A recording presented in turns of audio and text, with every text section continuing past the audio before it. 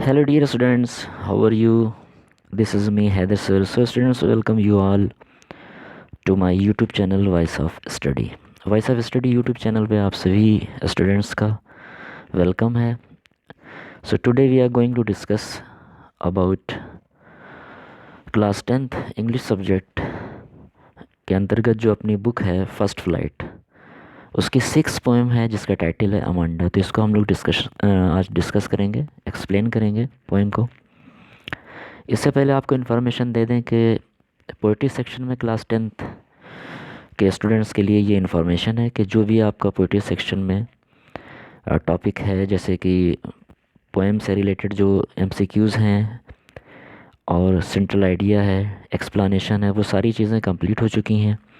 Channel पे upload है, आप वहाँ जाके उसे वॉच कर सकते हैं. ओके, सो वीडियो स्टार्ट करने से पहले आप सभी स्टूडेंट्स से रिक्वेस्ट है वंस मोर कि जो भी चैनल पे फर्स्ट टाइम विज़िट कर रहे हैं वो हमारे चैनल वॉइस ऑफ स्टडी को सब्सक्राइब ज़रूर करें ताकि इसी प्रकार से इंपॉर्टेंट वीडियोस मिलते रहें. और वीडियो अच्छा लगा करे तो इसे लाइक करें और अपने फ्रेंड्स में भी शेयर करें. So students, let's start the explanation of this poem. Okay, composed by Robin Klein. तो इस पोएम की थीम को पहले जान लेते हैं. एक्चुअल में क्या है कि ये जो पोएम है हमें बताती है जो एक लिटिल गर्ल है, ठीक है, जिसका नाम अमांडा होता है, तो उसके स्टेट ऑफ माइंड के बारे में, यानी उसकी जो मनोस्थिति होती है उसके बारे में यहाँ पे through out the poem explain किया है पोइट ने. ये जो गर्ल है जिसे कॉन्स्टेंटली इंस्ट्रक्ट किया जाता है, ठीक है, लगातार जो है उसको निर्देश दिया जाता है, बार बार कहा जाता है कि तुम्हें ये काम करना है, ये काम नहीं करना है, तुम्हें ये काम करना चाहिए या ये काम नहीं करना चाहिए, उसके पेरेंट्स के द्वारा और स्पेशली उसकी मदर के द्वारा. तो थ्रू आउट द पोएम इसी बात पे डिस्कशन होता है. So let's read the poem now. यहाँ पे जो है वो फर्स्ट स्टैंजा आप देख रहे होंगे जो पोएम का है. Don't bite your nails Amanda, don't hunch your shoulders Amanda, stop that slouching and sit up straight Amanda. तो फर्स्ट लाइन है don't bite your nails Amanda. Bite का मतलब होता है काटना, नेल्स का मतलब नाखून. तो यहाँ पे फिर वही इंस्ट्रक्ट दिया जा रहा है उसकी मदर के थ्रू कि डोंट बाइट. उसकी माँ जो है वो बोल रही है कि don't bite your nails Amanda, अपने नाखूनों को मत काटो अमांडा. आपने देखा होगा कि बच्चे अक्सर जो है वो अपने दांतों से जो है वो अपने नाखूनों को काटा करते हैं. तो यहाँ पे इंस्ट्रक्शन है पेरेंट्स के थ्रू या मदर के थ्रू कि वो अपनी जो बेटी है, जो डॉटर है अमांडा, उसको बोलती है कि अपने नाखूनों को मत काटो. नेक्स्ट लाइन में don't hunch your shoulders Amanda. तो हंच का मतलब, हंच योर शोल्डर्स का मतलब, बहुत सारे बच्चे आपने देखा होगा कि एकदम झुक के बैठते हैं, कुबड़ जैसे होता है. तो वो उसको इंस्ट्रक्ट कर रही है, मना कर रही है. Don't hunch your shoulders Amanda, अपने शोल्डर्स को मत झुकाओ Amanda. Third line stop that slouching. Slouching का मतलब जो होता है जो बैड वेट होता है, यानी जो बच्चे बैठते हैं गलत तरीके से, जो प्रॉपर वे नहीं होता, तो उसको बोलते हैं स्लाउचिंग. तो स्टॉप दैट स्लाउचिंग, ये जो गलत तरीका है, ठीक है, सिट यानी बैठने का, तो वो आगे से बोलती है सिट अप स्ट्रेट, सीधे बैठो अमांडा. ओके, तो थ्रू आउट द पोएम यहाँ पे जो फर्स्ट स्टेंजा है, इसमें थ्रू आउट द स्टेंजा जो उसके पेरेंट्स हैं, ये जो मदर है, वो उसको इंस्ट्रक्ट करती रहती है कि तुम्हें ये काम करना है, ये काम नहीं करना है, ये काम करना है, ये काम नहीं करना है. Okay, let's come to the next. Next stanza आप देख रहे होंगे कि ब्रैकेट के अंदर है. तो यहाँ पे क्या होता है कि शी थिंक्स, जो डॉटर होती है अमांडा, ठीक है, अमांडा क्या करती है यहाँ पे, थिंक्स करती है, सोचती है, ठीक है. क्या सोचती है वो, देयर इज़ ए लैंग्विड. तो लैंग्विड का मतलब होता है रिलैक्स या शांति. एमेराल्ड सी, एमेराल्ड सी का मतलब जो हरे कलर का समुद्र होता है, जिसका जिसका पानी हरा दिखता है. Where the sole inhabitant, sole का मतलब यहाँ पे जो है वो एलोन या अकेले. ओके, और इनहेबिटेंट का मतलब होता है निवासी. इनमी अ मरमेड, मरमेड का मतलब होता है जलपरी. ड्रिफ्टिंग, ठीक है, मरमेड के बाद आप वर्ड देख रहे होंगे ड्रिफ्टिंग. ड्रिफ्टिंग का मतलब होता है मूव स्लोली, धीरे धीरे जो है वो आगे बढ़ना. ब्लिसफुली का मतलब होता है प्रसन्नतापूर्वक. तो यहाँ पे फर्स्ट लाइन में देयर इज़ ए लैंग्विड एनरोल्ड सी, ठीक है. तो अब वो कल्पना कर रही है, वो जो लड़की है वो सोच रही है Amanda, there is a languid means वहाँ पे जो है वो रिलैक्स होगा, शांति होगी. कहाँ पे, एनरोल्ड सी, जो हरे पानी का या हरे कलर का जो समुद्र है. वेयर द सोल, जहाँ पर वो अकेली होगी, इनहेबिटेंट निवासी, इज़ मी, यानी वो लड़की अपने आप में जो है वो कल्पना कर रही है। ये दो लाइन का मतलब ये हुआ, इन दो लाइनों में जो अमांडा जो कैरेक्टर है, जो डॉटर है, स्मॉल डॉटर है, वो ये कल्पना कर रही है कि शांति की जगह होगी जो हरे कलर का समुद्र है, और वहाँ की वो इकलौती निवासी होगी। सोल इनहेबिटेंट का मतलब वो वहाँ पर अकेले रहने वाली होगी। मरमेड, वहाँ की एक जलपरी होगी। ड्रिफ्टिंग ब्लिसफुली, जो धीरे धीरे मूव कर रही होगी प्रसन्नता के साथ। Okay, let's come to the next stanza. Did you finish your homework Amanda. अब इस स्टेंजा में फिर उसकी मदर जो है वो इसको इंस्ट्रक्ट कर रही है, उसको निर्देश दे रही है। क्या? Did you finish your homework Amanda. Amanda, क्या तुमने अपना होमवर्क फिनिश कर लिया? Did you tidy your room Amanda, क्या अमांडा तुमने अपने रूम को साफ़ सुथरा कर लिया? I thought I told you, हमने सोचा कि हमने तुमसे कहा था, you to clean your shoes, कि तुम्हें अपने शूज़ को भी साफ़ करना है, क्लीन करना है Amanda.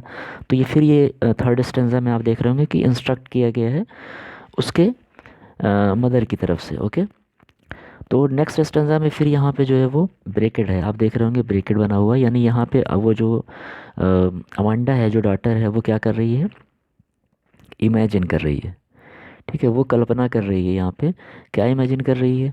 First line, I am orphan. Orphan का मतलब होता है अनाथ।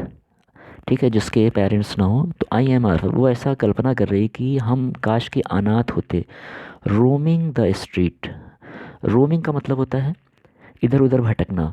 द स्ट्रीट का मतलब सड़कों पर। काश के हम अनाथ होते और सड़कों पर इधर उधर भटकते हुए होते।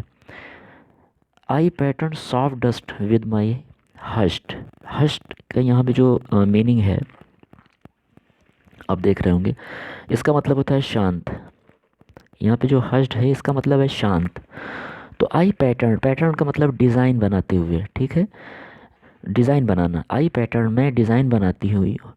सॉफ्ट डस्ट, जो सॉफ्ट जो धूल होती है, जो पैदल चलने पे जो धूल रास्ते में होती है, तो यहाँ पे I pattern soft dust with my hast bare feet.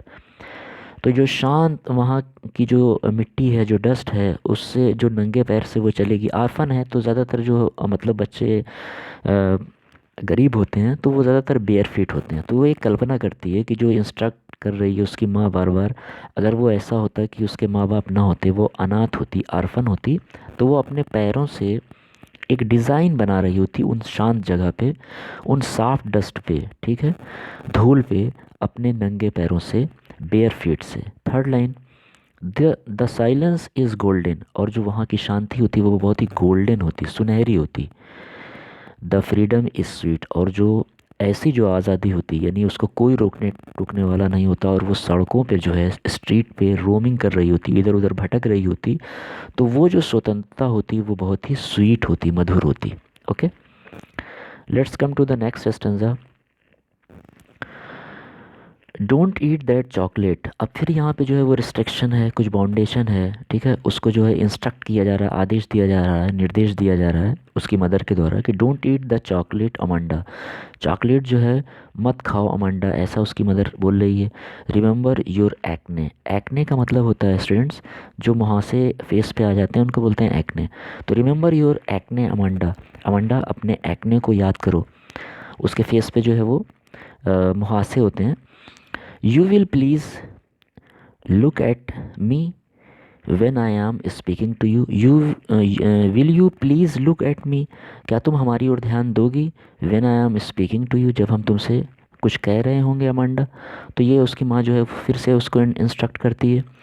तो लास्ट स्टेंजा में, सॉरी यहाँ के जो सिक्स स्टेंजा में आप देख रहे होंगे कि ब्रैकेट में यहाँ पे फिर है। ठीक है, सिक्स टेंस है, यानी यहाँ पे भी जो है वो लड़की कल्पना कर रही है। ठीक है, इमेजिन कर रही है एक तरीके से। फिर इमेजिन में वो क्या क्या सोचती है यहाँ पे बताया गया है। I am Rapunzel. तो रैपंजल क्या है? एक जो है वो एंजल यानी होती है। ठीक है, आप कह सकते हो कि एक फेरी टेल होती है वो, मतलब फेरी होती है, परी होती है। ठीक है, जो किसी के नियंत्रण में होती है।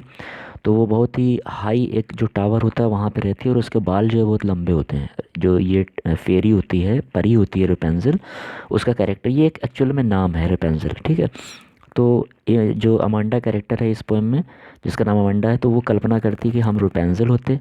ठीक है, मतलब जो मदर हमें बार बार डांट रही, मना करती है, तो इससे अच्छा हम कोई परी होते। ठीक है, तो वो जो परी होती है, जो कैरेक्टर है रुपेंजल, वो क्या होता है कि एक हाई टावर पे होती है और उसके बाल बहुत लंबे होते हैं।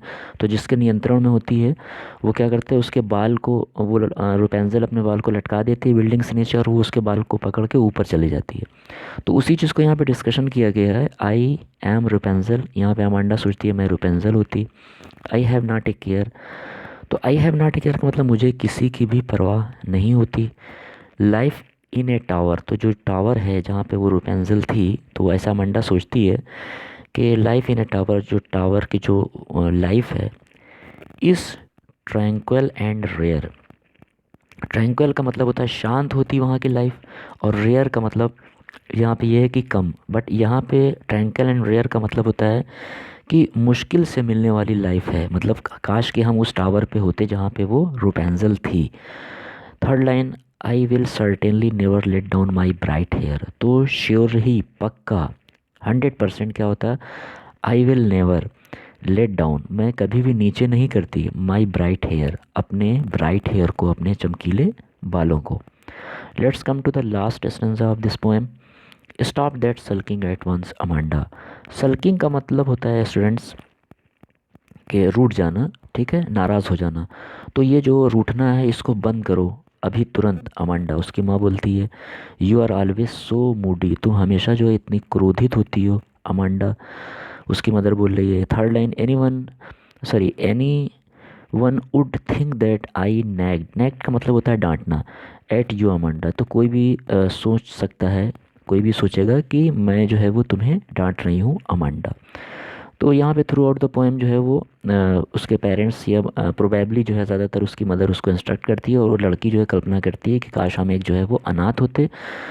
तो इस तरह से जो है वो हमें इंस्ट्रक्ट ना करती, हमें डांटती नहीं। आई होप आपको ये जो अनुवाद है, जो एक्सप्लेनेशन है हिंदी, ये पसंद आया होगा। अगर वीडियो अच्छा लगा हो तो इसे लाइक अवश्य करें, अपने फ्रेंड्स में भी शेयर करें, और हम फिर से रिक्वेस्ट करेंगे कि जो भी स्टूडेंट्स न्यू हैं वो हमारे चैनल वॉइस ऑफ स्टडी को सब्सक्राइब कर लें, ठीक है, ताकि इसी प्रकार से इंपॉर्टेंट वीडियोस आपको मिलते रहे। और स्टूडेंट्स, आपके लिए इन्फॉर्मेशन ये है कि सारे आपके चैप्टर्स जो है वो क्लास 10 इंग्लिश सब्जेक्ट के कंप्लीट हो चुके हैं, चैनल पे अपलोड हैं, लिंक इस वीडियो के डिस्क्रिप्शन में दे रहे हैं, आप वहाँ जाके वॉच